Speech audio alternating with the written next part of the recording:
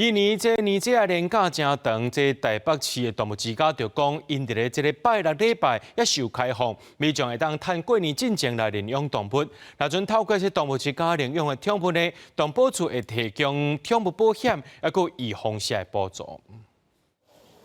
钱家己的手，甲身躯的毛偌好势，这两只好雕顺的幼鸟啊，号做麻油鸡甲烧酒鸡。这个月初六，互人通报叫来台北市动物之家，拜四就要开放民众领养。今年年假较长，动物之家也会休困。动保处讲，伫年节进前，这礼拜六礼拜，动物之家也有开放，民众通把握时间，伫年节进前来领养，或这个动物过好年。拜三现场也有民众来领养鸟啊。看了他一下的资料，发现他在这边蛮久的，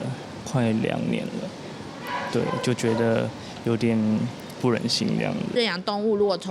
投保宠物保险，我们会有补助，再加上我们有免费的，就是终身的免费的那个疫苗，可以来这边施打，包括狂犬病，包括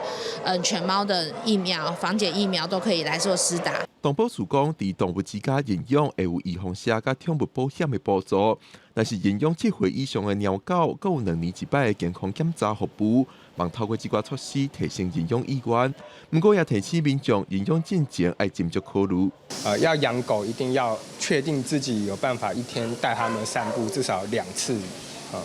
那2次是基本了，如果低于这个数字，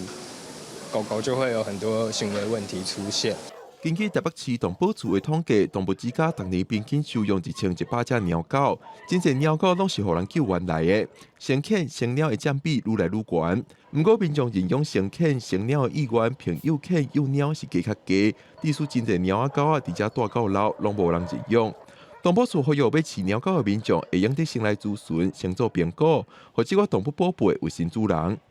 记者郭林玉凯台北报道。